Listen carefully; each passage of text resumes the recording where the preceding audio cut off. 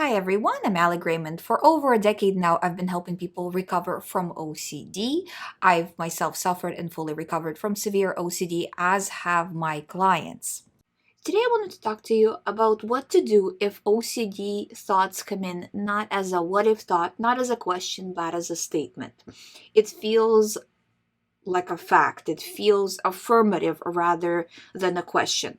You have to understand that that's very, very common. I would say maybe more than 75%, more than 80% feel this way.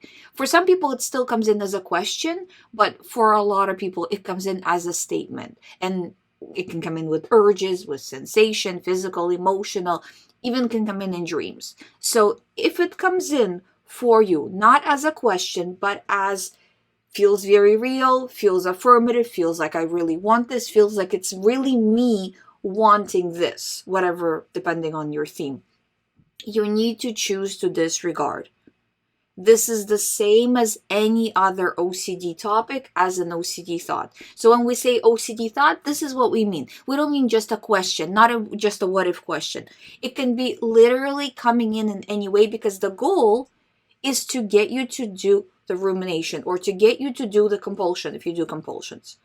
That's the goal. How to get you to do that goal? By making it super real. And always keep in mind that the content really doesn't matter. I know right now, because you're an OCD thought, you're very attached to the content. But your brain can switch that content on a dime to something else.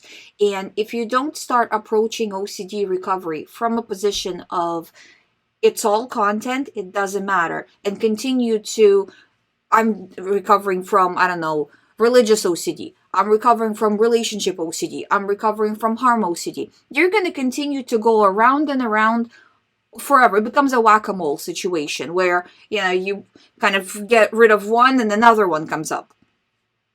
It's never going to end that way. You need to view that no matter what OCD sends, no matter how it sends it can send it again. As a thought, as a feeling, as affirmative, as a question, as an image, as a dream, it doesn't matter. However it sends it, it's OCD, it's content. I am choosing not to react. And again, tracking, how much is it that you're not reacting? A lot of the times people will say, oh, I don't really need to track. I'm just refusing. But the problem with that is you will not be able to know at the end of the day if you've done better than the previous day or previous week, let's say, or worse, especially when the numbers are low. So let's say if you're only ruminating maybe like 10 minutes out of an hour, it's not that much generally, right? It's not that much, but it's still there. And that still being there keeps you trapped. And this is why you can say, a lot of the times people will say online, well, my OCD is chronic. I feel like I can never get out of it, because they never really dealt with that last 10 minutes. Right? So they still kind of keep it on this low-key life support. And whenever there's a stressful life situation, whenever something happens, it comes back up because they've never really finished the journey. So instead, if you track, and this is the GREYMOND method, right? If you track, if you reduce and continue to reduce every day until you get to zero. And not only that, that once you get to zero, where you're not ruminating, you're not doing any compulsions, after that, you also apply this to your daily life, where you're not overreacting, overthinking in daily life. Now you are secure. Now it won't come back. And you will be able to live through life's ups and downs and stressors without worrying looking over your shoulder that OCD one day will come back, because you know what to do and you know how to get rid of it, and it's all content. So it's really, really important to view all these thoughts as the same. Doesn't matter how it comes in. As a thought, as a question, as a sensation, it's all okay.